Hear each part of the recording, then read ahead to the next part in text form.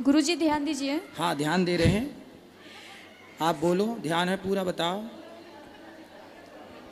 गुरुजी actually ना मेरी family में थोड़ा सा काफ़ी सालों से ना ऐसा हो रहा है कि पहले मेरे भैया ख़त्म हो गए, उसके बाद अभी प्रेजेंट टाइम पे मेरी मम्मी ख़त्म हो गई। मतलब एक चीज़ नहीं समझ में आता है, अगर भगवान है तो मतलब इस तरीके से क्यों कि मतलब मेरे ही फैमिली में मेरे 2 ब्रदर थे, मेरी 2 मम्मी थी। मतलब मेरी मम्मी थी, मेरे 2 ब्रदर थे, एक ही ठीक है। मम्मी थी। तो पहले मेरे भैया ख़त्म हुए आज से 15 साल पहले, ठीक है। और फिर अभी 2 साल पहले मेरे छोटे वाले भाई ख़त्म हुए। ठीक उसके है। बाद फिर मतलब ऐसा फील ही नहीं आता है कि मतलब भगवान है इस टाइम पे। मतलब आप चाहते हैं कि कोई की मृत्यु ना हो। बात वो नहीं है, बात ये होती है कि मतलब एक टाइम होता है किसी के जाने का। ठीक है आपकी बात। अभी प्लेन हादसा हुआ, सब बच्चे से लेके बूढ़े तक जल गए, तो ये तो हादसा है, ये मृत्यु लोक है। आप जिस धरती पे खड़ी हो, इस धरती का नाम क्या है? मृत्यु लोक। हर व्यक्ति अपनी उम्र लेके पैदा होता है, जितना उसको ईश्वर ने टाइम दिया है रहता है, और फिर उसको बुला लेता है अपने पास। गुरुजी वो बात तो सही है, बट पता है मैं अपनी मम्मी के बिना रह नहीं पा रही हूँ। सही कितने बताओ, साल हो गए मम्मी को गए? अभी 1 साल नहीं हुआ, अक्टूबर में 1 साल हो जाएगा। क्या हो गया था आपकी माँ को? साइलेंट अटैक था। अटैक। और पिताजी हैं आपके? जी। और भाई बहन कितने हैं आप लोग? हम पहले तो 2 भाई थे, 3 बहनें हैं। अभी प्रेजेंट टाइम पे 3 बहनें हैं बस, और पापा। 2 भाई कहाँ गए? एक्सपायर हो गए। दोनों भाई? उनको क्या हो गया? बड़े वाले भैया को करंट लगी थी, छोटे वाले भैया की किडनी फेल थी। सही है, दुख का पहाड़ है ये। माँ भी चली गई, भाई भी चला गया। पिता क्या करते हैं? कुछ नहीं, अभी करीब 1 साल पहले उनका भी एक्सीडेंट हुआ था, तो उस टाइम पे उनको थोड़ा सा मेजर था, तो इसकी वजह से उनके पैर में दिक्कत है, तो चल नहीं पाते। पहले उनका बिजनेस था, अभी नहीं है। मैं अभी जॉब कर रही हूँ, मेरा ग्रेजुएशन चल रहा है। मैं मतलब ये पूछना चाह रही थी, मतलब मैं आपको काफ़ी टाइम से देखती हूँ, बट आप जो चीज़ें बोलते हो मुझे ना उस चीज़ पे है यकीन है, बट ऐसा ना जब से मेरी मम्मी गई है ना, तो मतलब ऐसा लगता है कि दुनिया में कोई चीज़ है ही नहीं। ठीक है, आप ये मान लो कुछ नहीं है, तो ये मान के भी क्या पाओगी? कुछ नहीं पाएंगे, बस एक एक क्वेश्चन था मन में, ये चीज़ चल रही थी। क्या क्वेश्चन है कि ईश्वर है कि नहीं? नहीं, ये तो है कि नहीं वाला क्वेश्चन है ही नहीं। फिर मेरा क्या तो है? ये क्लियर है कि नहीं है, क्योंकि आप इस चीज़ को मान लीजिए, एक ही फैमिली, इतनी बड़ी दुनिया में एक ही फैमिली के ऊपर इतनी सारी चीज़ें। क्यों? अभी जो प्लेन हादसा हुआ उस समय तो उसके माता पिता 2 बच्चे थे, चारों एक्सपायर हो गए। तो ये केवल आपकी फैमिली के साथ ऐसा हुआ? आज आज ही सूचना मिली कि एक बस खाई में गिर गई, उसमें 10 लोगों की मृत्यु हो गई। परिवार तो रहा ही होगा उसमें। बेटा ये मृत्यु लोक है, मैं भी एक दिन मरूंगा, आप भी एक दिन मरेंगे, सबको मरना है। जब केदारनाथ में 2012 में, केदारनाथ में 2013 में जब केदारनाथ में आया, वहाँ पे पानी इत्यादि का, तो बहुत लोग मारे गए थे, आपदा थी वो। अभी यूक्रेन युद्ध चल रहा है, रसिया यूक्रेन का, कितने लोग यूक्रेन में मारे गए, परिवार के परिवार, घर के ऊपर मिसाइलें गिर गई। पाकिस्तान में और हिंदुस्तान का भी युद्ध हुआ, कितने लोग मारे गए। तो भाई ये मृत्यु लोक है। बेटा मैं आपके दुख से सहमत हूँ कि दुख बहुत बड़ा है, लेकिन आप अपने दुख को लेकर ये सोचें कि नहीं ईश्वर तो है ही नहीं। चलो आप मान लो कि ईश्वर नहीं है, तो ईश्वर नहीं है ये मान के आपको क्या प्राप्त होना है, और ईश्वर है ये मान के नुकसान क्या है? चलो आप सारी जिंदगी यही मानो कि ईश्वर नहीं है। ईश्वर नहीं होता तो ये बताओ कि आपकी माँ फिर चली कहाँ गई? कहाँ चली गई? मर के आदमी जाता कहाँ है? बताओ फिर, उत्तर दो, कहाँ जाता है मर के? तुम्हारी माँ कहाँ चली गई? लोग कहते हैं कि मतलब जिस टाइम पे उनका हुआ था, तो ये चीज़ मतलब बोलते थे कि वो उनको स्वर्ग मिल गया, अब उनको इस योनि में जन्म नहीं ठीक मिलेगा। है, ये बताओ मरने के बाद आदमी कहाँ जाता है? आप अपने दिमाग से बताओ, कहाँ जाता है मरने के बाद? जहाँ तक अभी तक मैंने सुना है यही कहा जाता है कि मतलब कि भगवान के पास चले गए, अब तो ऐसा। और आपकी माँ आई कहाँ से थी? वहीं से, कहाँ से? भगवान के पास तो से। जहाँ से आई थी वहाँ चली गई। मैं अब ये अब नहीं, आप ये कह रही हो कि भगवान के घर से आई थी, भगवान के घर चली गई, और आप ये भी कह रही हो कि मैं ईश्वर को नहीं मानती। देखिए ये बात नहीं है कि मतलब भगवान के यहाँ चली गई, भगवान के यहाँ, मतलब मेरा मानना ये है, लोग ये, मैंने यही चीज़ बोली कि लोग ये कहते हैं कि मतलब कि वो भगवान के पास चली गई, भगवान के यहाँ से ही आई थी, बट एक ये चीज़ है ना कि बिलीव नहीं है, आपके मुझे believe- नहीं है। आपके बिलीव करने ना करने से क्या होगा? क्या उल्लू को सूर्य नजर आता है? नहीं, तो क्या ये मान लिया जाए कि सूर्य नहीं है क्योंकि उल्लू को दिखाई नहीं पड़ता? जैसे उल्लू को सूर्य नजर नहीं आता पर सूर्य तो है, इसी तरह अज्ञानवश कोई ईश्वर को नहीं देख पाता, वो उसके अज्ञान का दोष है, ईश्वर तो है। आप मानो ना मानो, सत्य तो है बेटा, आप स्वीकार करो या मत करो, ये सत्य है। हम मृत्यु लोक में बैठे हैं, हमें मरना पड़ेगा। आपकी माँ चली गई, भाई चले गए, ये बहुत बड़ा दुख है, हम आपके दुख में आपके साथ हैं। लेकिन आप कहो कि अब मैं ईश्वर को नहीं मानती। माँ जिंदा थी तब आप ईश्वर को मानती थी, भाई जिंदा था तब आप ईश्वर को मानती थी, अब ये चले गए तो आप ईश्वर को नहीं मानती। इसका मतलब तो ये हो गया कि आप ईश्वर की परिभाषा अपने हिसाब से तय करेंगी कि जब तक ईश्वर सब बेहतर रखेंगे तो हम ईश्वर को मान लेंगे, जब ईश्वर बेहतर नहीं रखेंगे तो हम ईश्वर को नहीं मानेंगे। ये तो परिभाषा आपने अपने हिसाब से मैनेज कर ली, जबकि परिभाषाएं हमारे हिसाब से नहीं होती। जो है वो है, आप उसे स्वीकार करो या मत करो। सुदामा इतने गरीब थे, नरसिंह मेहता का जवान बेटा मर गया, नरसिंह मेहता जी का जवान बेटा मर गया। लोगों ने कहा भाई रो लो, तुम्हारा बेटा मर गया। नरसिंह जी बोले क्यों रोले भैया, कहाँ से आया था? बोले ईश्वर के घर। कहाँ चला गया? ईश्वर के घर। जब उसकी संपत्ति उसके पास चली गई तो मेरा तो था ही नहीं। मीराबाई के पति मर गए, लोगों ने कहा मीराबाई थोड़ा रो लो। मीरा बोली क्यों रो लें? बोले आपके पति मर गए। मीराबाई बोली मैंने जिसको अपना पति बनाया है वो कभी मर ही नहीं सकता, और जो मर गया वो मेरा कुछ था ही नहीं। भाई ये बताओ, हमने बेटा रिश्ते हमने बना लिया, ये हमारी माँ है, ये हमारा बाप है, ये हमारा बेटा, यही तो रिश्ते होते हैं। हम इन रिश्तों में इतने जकड़ जाते हैं कि हमें लगता है ये मेरी माँ के बिना मैं नहीं रह सकती, मैं पति के बिना नहीं रह सकती, मैं पुत्र के बिना। ये मोह है, आपने ही जबरदस्ती पकड़ रखा था। जबकि ये संसार ऐसा है, मृत्यु इतनी निर्दयी है कि वो ये नहीं देखती कि ये माँ है कि बच्चे हैं कि बूढ़े हैं कि जवान हैं। इसलिए बेटा हमें रहना तो संसार में ही है, इसलिए संसार के नियमों का उल्लंघन नहीं कर सकते। संसार में नियम ये है कि ये सृष्टि चल रही है, आपने घड़ी पहनी है तो उसे किसी ने बनाया होगा तब तो आपने पहनी, कोई बनाने वाला होता ही नहीं तो आप घड़ी कैसे पहनती?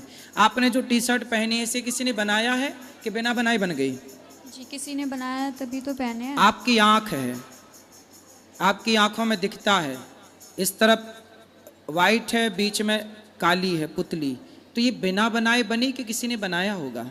नहीं बनाए हैं तभी तो। फिर तो जिसने बनाया है आपको वो कौन है? आप भी तो बिना बनाए नहीं बन सकती थी ना, आपको किसने बनाया है बताओ? भगवान। फिर जिसने आपको बनाया है, आप कह रही हो कि मैं उसे नहीं मानती, केवल इसलिए नहीं मानती क्योंकि मेरी माँ चली गई, क्योंकि मेरा भाई चला गया। ठीक है, वो दुख है, दुख अलग विषय है, पर सत्ता को नकारना ये तो अलग ट्रैक पे आप चली गई। सुदामा इतने गरीब थे, आज सुदामा की तरह कोई गरीब हो तो वो तो यही कहेगा मैं ईश्वर को नहीं मानता, मैंने तो इतनी भक्ति की, पर क्या मिला? सुनो, द्रौपदी को जानती हो? जी। कौन है? नहीं इतना नहीं पता मुझे। कृष्ण की बहन है, अर्जुन की पत्नी है, पांडवों की पत्नी है, जिसका चीर हरण हुआ था। जी। द्रौपदी के 5 बेटे थे, 5 बेटों को मार दिया अश्वत्थामा ने, जबकि वो तो कृष्ण भगवान की बहन थी ना। तो भगवान की बहन के बेटों को मार दिया। अभिमन्यु मार दिया गया, अभिमन्यु तो सगा भांजा था भगवान कृष्ण का, पर मृत्यु तो भैया राम के पिता हैं दशरथ, मर गए। ये मृत्यु लोक में भैया जो आया है, चाहे वो भगवान का बाप ही क्यों ना हो, इस सच्चाई से तो गुजरना ही है ना अपने को। आपकी माँ का जितना टाइम था, आप ये क्यों नहीं सोचती कि आपकी माँ को तब मर जाती वो जब आप पैदा हुई थी? आपने माँ का मुंह ही ना देखा होता तब माँ मर जाती तो आप कर क्या लेती। पर भगवान ने आप पर दया की और इतने वर्षों के लिए माँ का सुख आपको दिया, माँ का दूध दिया, माँ की गोद दी, माँ का लाड़ जो दिया है, क्या उसका थैंक यू आपने किया? जो नहीं दिया उसकी शिकायत है बेटा। इसलिए भगवान का चिंतन करो और मन लगा के काम करो। माँ बाप के सपने आप साकार करो पढ़ लिख कर। ईश्वर को कोसने से कुछ ना होगा। कोसते रहो सारी जिंदगी, बैठे कोसते रहना, क्या हो जाएगा? ईश्वर तो ऐसी सत्ता है, कोई उसे माने ना माने उसका क्या बिगड़ रहा है। ईश्वर अपने, देखो आप ये क्यों नहीं सोचती हो, जो व्यक्ति कोई पाप करता है तो उसके पाप का दंड उसे मिलना चाहिए कि नहीं? मिलना चाहिए। मिलना चाहिए। तो बेटा कभी कोई पाप हमसे होते हैं जिस पाप के कारण हमारी माँ हमसे चली जा, हम बिना माँ के हो जाते हैं। अब जो बच्चा पैदा होती उसकी माँ मर गई, क्यों मर गई भैया? इसको माँ का प्यार नहीं मिला, मतलब इसके भाग्य में माँ का सुख था ही नहीं। क्यों नहीं था? क्योंकि इसके पिछले जन्म का कोई ऐसा कर्म रहा होगा जिस कर्म से इसकी माँ का सुख इसे नहीं मिलना था। आप ये भी तो सोचो कि आप आज खड़ी हो, तो आप आज खड़ी हो यहाँ, इसके पहले भी आप कुछ कर रही थी, पिछले जन्म में कोई कर्म आप कर रही थी, उस कर्म के कारण आपको ये जन्म मिला। इस जन्म में माँ नहीं मिली, भाई मिला, इतना दुख मिला। भाई ये कर्म दंड है ना बेटा। भीष्म पितामह ने बाणों की सैया पे क्यों लेटे? क्योंकि इस पिछले किसी जन्म में सांप को फेंक दिया कांटों के ढेर में। जब हम कोई पाप करते हैं तो पाप का दंड हमें तो मिलता ही है ना बेटा, दुख के रूप में। आपको दुख हो रहा है तो ये दुख क्या है? आप ये क्यों नहीं सोचती? आप कहते हो मैं ईश्वर को नहीं मानती, आपने ये क्यों नहीं सोचा कि ये मेरे किसी जन्म का कोई पाप रहा होगा, जिस पाप के कारण ही मुझे पाप ही दुख देता है, पुण्य सुख देता है। ये प्रकृति का, ऐसे कोई मानो ना मानो पर अटल सत्य यही है कि हमारे पाप हमें दुख देते हैं, हमारे पुण्य हमें सुख देते हैं। बात समझ में आई? जी। इसलिए यही है हिसाब ईश्वर का, यही है न्याय। आप की माँ चली गई, इतना सुख देकर गई, मतलब आप पर ईश्वर की कृपा है। कितने दिन आप पैदा होती माँ मर जाती तो क्या करती? आप भाग्यशाली हैं, कितने वर्ष आपकी माँ थी। वो लोगों को देखिए जिनकी माँ पैदा होती मर जाती है, उनसे आप कितनी बेहतर हैं। देखो पॉजिटिव रहना है तो बहुत सारी बातें हैं, और नेगेटिव ही रहना है, नकारात्मक ही सोच रखना है तो कोई बात नहीं है। फिर एक ही बात है कि जी ईश्वर नहीं है। फिर यही माना जाए कि ईश्वर नहीं है और कोसा जाए ईश्वर को, तो ये कोस कर भी क्या पाओगे आप और क्या पाऊंगा मैं? जी। क्या समझ में आया?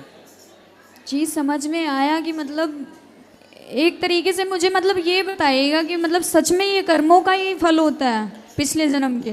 भाई बिना कर्म किए तो आपको नंबर नहीं मिलते, 10वीं से 11वीं में नहीं जाती। आप कर्म ना, आप लिखो मत कॉपी में तो आपको मिल जाएगा नंबर। ये चीज तो मुझे पता है कि जब तक कर्म नहीं करेंगे तब तक फल नहीं मिलेगा। ये जो पिछले जन्म का इस जन्म में मिल रहा है, इसका क्या कनेक्शन है? अच्छा ये बताओ, एक समय पर दो बच्चे पैदा होते हैं, एक अंबानी के घर पैदा हुआ, बड़े आदमी के घर, और एक फुटपाथ पर पैदा हुआ। एक ही दिन, एक ही तारीख, एक ही दिन दो बच्चे पैदा हुए, एक अमीर के घर, एक गरीब के घर। अब बताओ, जो अमीर के घर पैदा हुआ वो सोने की चम्मच में दूध पिएगा, सोने के झूले में झूला झूलेगा, वो जन्म लेते ही रईस हो गया। और इस गरीब ने फुटपाथ पर पैदा हुआ, साड़ी का झूला बांधती है माँ। अब बताओ बेटा, दोनों एक साथ पैदा हुए थे, पर एक गरीब हो गया जन्म लेते ही, गरीब के घर पैदा होके, एक अमीर हो गया अमीर के घर। अब ये बताओ कि उन बच्चों ने तो अभी कोई कर्म भी नहीं किया, पैदा ही हुए हैं, और पैदा होती कोई अमीर हो गया कोई गरीब। क्यों हो गया? सब अमीर होते फिर या सब गरीब होते? क्यों बेटा, उत्तर दो। एक तरीके से कर्म ही होगा। कर्म, पिछले जन्म का जो कर्म था उसके कर्म ने उसे अमीर बना दिया, उसका जो कर्म था उसके कर्म ने उसे गरीब बना दिया। तो ये कर्मों का ही पूरा खेल है बेटा, वरना सबना बड़े घर पैदा हो, फिर कोई गरीबी ना रहे, फिर कोई भूखा क्यों मरे, फिर किसी को फोड़ा फुंसी क्यों हो, रोग के, कोई अपाहिज क्यों होता है, कोई पैदा होती लंगड़ा होता है, कोई लंगड़ा है, कोई अंधा है, कोई क्यों, कोई अंधा क्यों है? पैदा तो सब माँ के पेट से हो रहे हैं ना, जी। फिर कोई अंधा क्यों हो रहा है? कोई लंगड़ा लूला क्यों पैदा हो रहा है? क्योंकि वो अपने कर्म दंड भोगने आया है, ये कि तू जाएगा पर एक कदम चल नहीं पाएगा।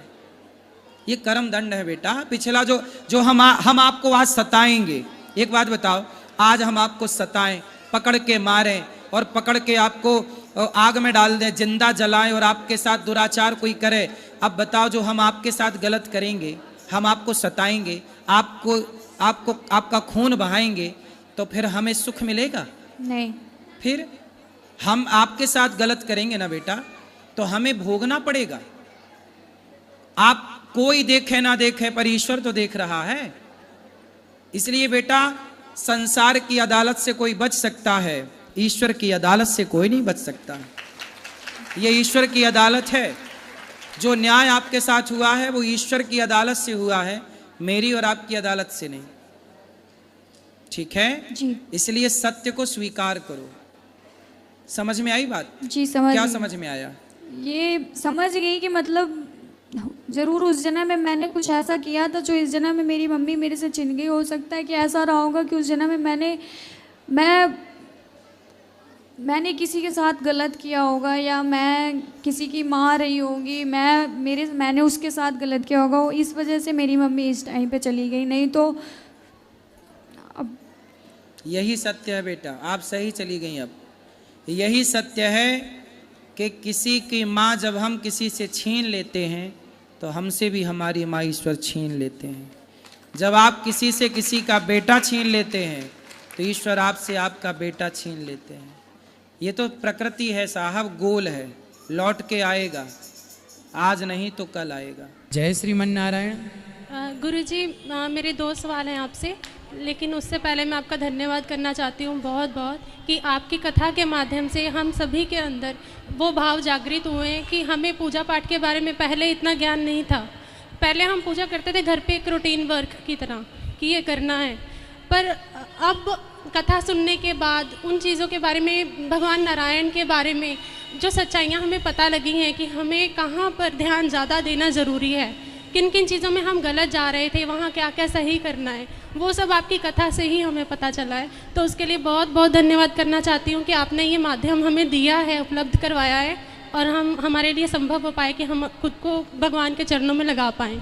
वृंदावन हमारे लिए एक शहर का नाम था पहले, कि इंडिया में शहर है वृंदावन, इतना नहीं महात्म्य पता था कि बहुत ज़्यादा तीर्थ स्थल है या भगवान नारायण की जन्मभूमि, भगवान कृष्ण की, हमें यहाँ पर जो भाव अब जागृत हुए हैं कुछ नहीं पता था, लेकिन कथा के बाद ही इन चीज़ों का महात्म्य पता लग पाया है। तो ये सब आपके कारण ही, आपने जो मार्गदर्शन किया है हमारा, उसी से संभव हुआ है। तो बहुत बहुत धन्यवाद आपका और बहुत बहुत प्रणाम आपको। खुश रहिए। गुरुजी सवाल मेरा 2 सवाल है। एक मैं जानना चाहती हूँ, मैं श्रीमद् भागवत का पाठ करती हूँ, एक श्रीमद् भगवत गीता पढ़ती हूँ रोज़। तो भागवत पुराण में 4थे स्कंद में 15वां अध्याय है, उसमें राजा पृथु के बारे में बताया है कि राजा बेन के दाहिने भुजा से उनकी उत्पत्ति हुई थी और उन्हें भगवान नारायण का अवतार बताया गया है। तो वो मैं जानना चाहती हूँ कि राजा बेन जो थे वो बहुत अधर्मी और पापी थे, तो उनके दाहिने अंग से फिर भगवान नारायण जी ने कैसे जन्म लिया? क्योंकि पृथु को संतों ने मार दिया था, फिर संतों ने उनकी जंघा का मंथन किया। किन्ने मंथन किया? एक्चुअली जो भगवान हुए वो बैन से नहीं, बैन तो माध्यम बना, संतों के तप से ही उत्पन्न हुए। संतों ने मंथन किया ना, इसलिए भगवान ने संतों की तपस्या के फल स्वरूप पृथु भगवान प्रकट हो गए। ये वहाँ का भाव है। धन्यवाद गुरुजी। दूसरा प्रश्न मैं जानना चाहती हूँ कि मेरी जो दीक्षा है, गुरु दीक्षा, वो पहले राधा स्वामी गुरु जो है ब्यास में, वहाँ से हो चुकी है। तो वो मूर्ति पूजा या ये जो हम धर्म कर्म पूजा करते हैं, इन सब में बिलीव नहीं करते, और वो सब हमें बंद भी करवा दिया था उन्होंने। अच्छा। तो काफ़ी सालों तक मेरा भी उधर ध्यान बंद हो गया था, इतना नहीं था, लेकिन अब मैं बहुत ज़्यादा आपकी कथाओं के प्रभाव से मुझे नारायण भगवान के बारे में पता लगा कि नहीं, जुड़ना बहुत ज़रूरी है हमारे लिए और ये चीज़ें करना। तो मेरा बहुत मन होता है कि मैं वो करूं, लेकिन क्योंकि गुरु तो वो लोग क्या बताते हैं आपको? क्या भगवान नारायण की पूजा? वो सिर्फ सिमरन के लिए पाठ बताते हैं कि हमें वो पाठ जपना है, जो उन्होंने टाइम दिया है उसके अकॉर्डिंग कि इतने घंटे का तो आपका पूजा जाप है। किसकी करना? वो लोग मंदिर जाने से मना करते हैं। बिल्कुल कुछ भी नहीं, पूजा पाठ कुछ नहीं कहते हैं कि नहीं फिर पूजा पाठ नहीं करें तो क्या करें? वो सिर्फ सिमरन करने पर ही ध्यान देने के लिए बोलते हैं कि सिमरन करना है। तो बस। सिमरन किसका? जो उन्होंने दिया है नहीं। गुरु मंत्र, बस वही। मंत्र दिया उसी का, मतलब कोई आकार नहीं है? नहीं कुछ नहीं, वो बोलते हैं निराकार है और बस अपने ध्यान से ही आप उधर ध्यान लगाओ बस।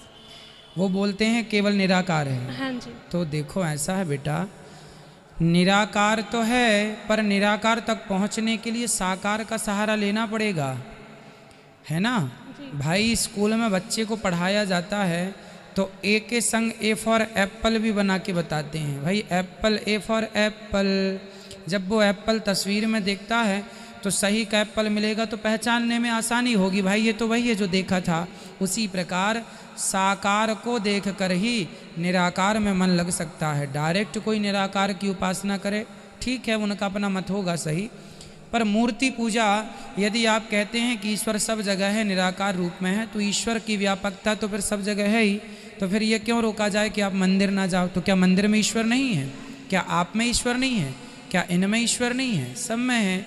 तो ये केवल ज्ञान का अभाव है। तो गुरु जी मेरे जो गुरु हैं वो ब्राह्मण नहीं है, तो उसमें तो कोई दोष नहीं होगा या क्या कर सकते हैं उसके क्यों नहीं लिए? दोष? तो देखिए ब्राह्मण ही गुरु होना चाहिए, ठीक है?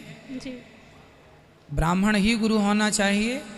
और आपके जीवन में हमारे सनातन संस्कृति में भगवान श्री कृष्ण का जन्म यहाँ अयोध्या में राम जी का, तो ये भगवान की लीला स्थली हैं। इनके दर्शन से ही हमें ईश्वर की अनुभूति होती है। भाई बच्चे जो कपड़े पहनता है, बच्चा यदि परदेश में है तो माँ बच्चे के कपड़े को देख के तसल्ली कर लेती है, मेरे बच्चे के कपड़े हैं, है ना? उसी प्रकार भगवान के धाम को ही देख के तसल्ली कर लेते हैं कि यहाँ मेरे प्रभु कभी अवतार लिए थे। ये भक्त की एक अनुभूति है, प्रेम है ये। तो गुरु जी गुरु बदल लेना क्या फिर सही रहेगा? बिल्कुल। विद्याहीनम त्यजेत गुरु, जो गुरु स्वयं अपने सही रास्ते में ना चल पाए, जो खुद भटके हुए हैं, जो स्वयं कन्फर्म नहीं कर पा रहे हैं कि ईश्वर कहाँ है, वो औरों को क्या कन्फर्म कराएंगे? धन्यवाद। ठीक है। गुरुजी आपका धन्यवाद भी है, और उससे पहले मैं अपनी माता जी का धन्यवाद करूंगी क्योंकि इन्होंने ही हमें प्रेरित किया था कि हम आपकी कथाएं सुने। ये भी आपसे कुछ प्रश्न करना चाहते हैं। हाँ हाँ, हम बात कराइए। राधे राधे गुरुजी। राधे राधे। आपके चरणों में मेरा शत शत नमन। खुश रहिए।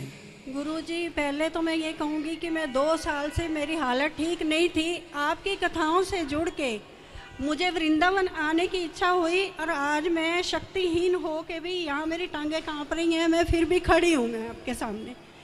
इतनी आपके दर्शन की लालसा थी।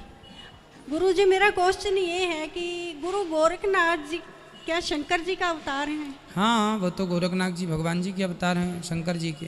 जी गुरुजी दूसरा क्वेश्चन मेरा ये है कि मैंने 30-35 साल से नामदान लिया हुआ है, लेकिन वहाँ से मुझे ज्ञान की प्राप्ति नहीं। मैं उनका आदर सत्कार करती हूँ गुरु की तरह, लेकिन जो मुझे आपसे मिला है, जो ज्ञान, जो मेरी लालसा है भगवान के प्रति, जो मेरी लगन है, जो मेरी तड़प है, जो मैं आपके सत्संग की वजह से मैं तड़प तड़प के रोती हूँ, वो मतलब मैं उस मेरे में कहीं मेरा ये तो नहीं है कि मैं 2 किश्तियों पे पैर रखा हुआ है, तो ये क्या? मैया जी अब आप सही कश्ती पे आ गए हैं, बिल्कुल चिंता ना करिए। जी। जब हृदय में भगवान के प्रति प्रेम जागता है तभी आंसू आते हैं। और गोपियाँ जैसे भगवान के लिए रोती थीं, अरे भगवान श्री कृष्ण, भगवान श्रीमन नारायण का ही जो ध्यान करे। आप गीता पढ़िए, अभी मैं यहाँ आने के पहले गीता ही पढ़ रहा था और यही सवाल था उसमें, यही प्रश्न था 6वें अध्याय में। ये पूरी वार्ता आप पढ़िएगा। भगवान श्री कृष्ण कहते हैं कि जो मुझे छोड़कर यहाँ वहाँ भटकता है वो तो केवल भटकता ही है, जो मेरा स्मरण करता है, मुझे सब में देखता है, वही अपने समय का सदुपयोग कर रहा है, वही सार्थक है। ये गीता के वाक्य हैं। गुरुजी मुझे जिंदगी के आखिरी पड़ाव में जो मिला है उसके बाद मुझे कुछ और पाने की इच्छा नहीं। धन्यवाद गुरुजी। खुश रहिए। गुरुजी मेरा एक प्रश्न है कि कलयुग में इंसान को अगर हम राम राज की कल्पना करते हैं तो एक इंसान का भी तो फर्ज बनता है कि हम राम राज की कल्पना के लिए हमें क्या करना चाहिए, क्योंकि हम बातें तो सुन लेते हैं लेकिन उसको अपनी ज़िंदगी में शायद नहीं उतार पाते। हम कहते चलो वो कर रहा है करने दो, हमें क्या मतलब। सही है। तो मैं आपके द्वारा सभी लोगों से भी जानना चाहता हूँ, आपके द्वारा एक मैसेज आए कि हम अगर राम राज्य की कल्पना कर रहे हैं तो हमें क्या करना चाहिए।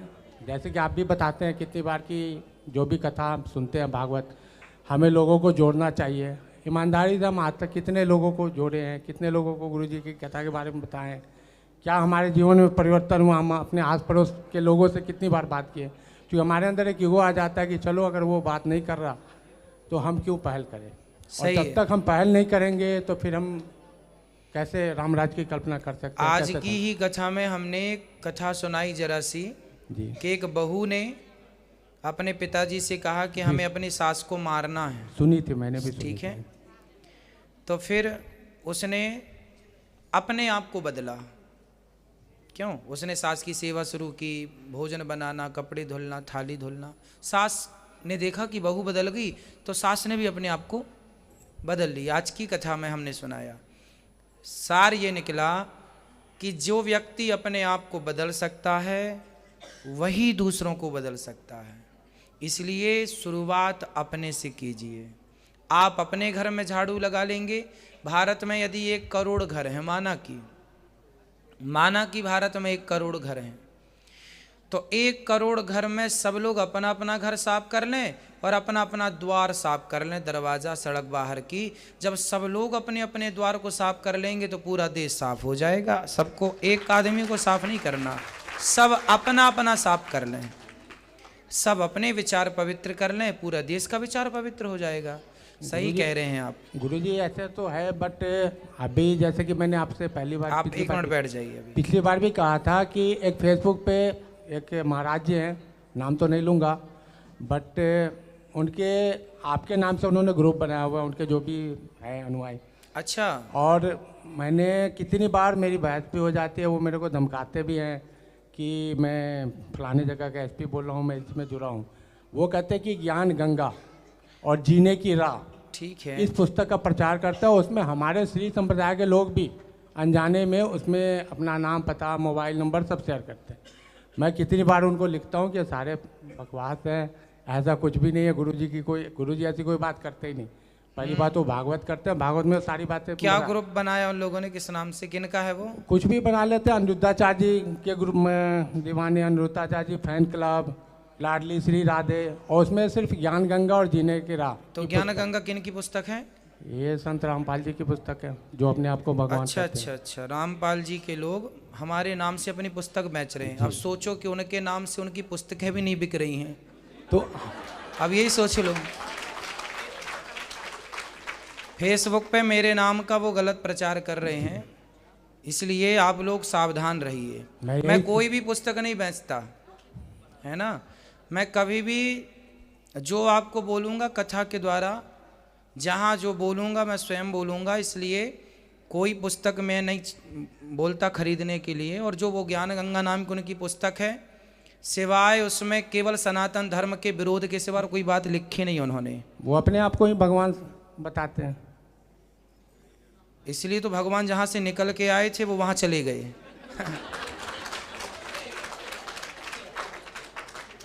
है ना, ऐसे लोगों से सावधान। ये सनातन धर्म का ह्रास ऐसे ही नास्तिक लोगों से हुआ है, जो कि अपने आप को ही भगवान बनाए बैठे हैं। चलिए, आप सभी लोग सावधान रहिए। मेरे नाम से कोई भी फेसबुक, व्हाट्सएप में कोई ग्रुप बना के कहे।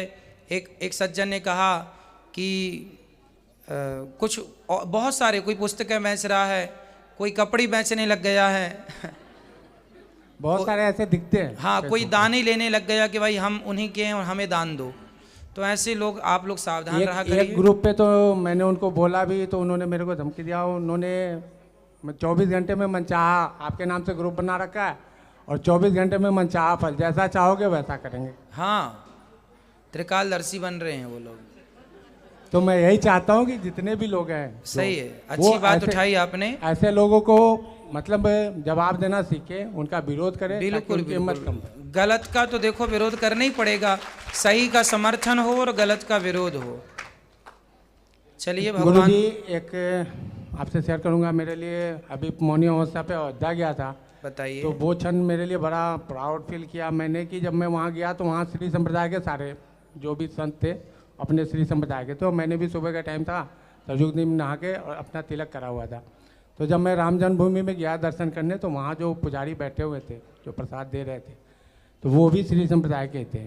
तो मुझे बड़ी खुशी हुई, मैंने उनसे पूछा तो कह रहे कि हाँ। फिर उन्होंने बोला कि आप कहाँ से दीक्षित हैं? तो मैंने बोला कि मैं तो वृंदावन से दीक्षित हूँ। तो किससे दीक्षा ली है? तो मैंने बोला कि पूज्य अनिरुद्धाचार्य जी महाराज से। तो उन्होंने कहा कि बहुत अच्छी जगह आपने दीक्षा ली है, बहुत अच्छे गुरु को पकड़ा हुआ है, सही जगह आपने दीक्षा ली। तो वो क्षण एक अविस्मरणीय क्षण था और मैं बता नहीं सकता, वो मतलब इतनी खुशी और ये लगा कि जीवन में पहली बार मैंने गुरु बनाया है और जिनका मतलब अयोध्या से लेकर पूरी दुनिया में डंका बज रहा है।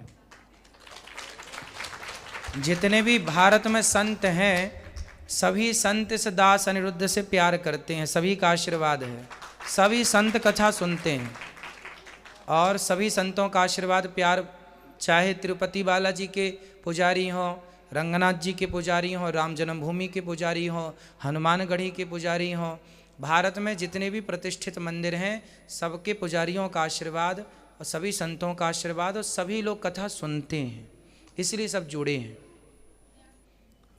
ठीक है गुरु जी, खुश रहिए, भगवान आपको सुखी रखें।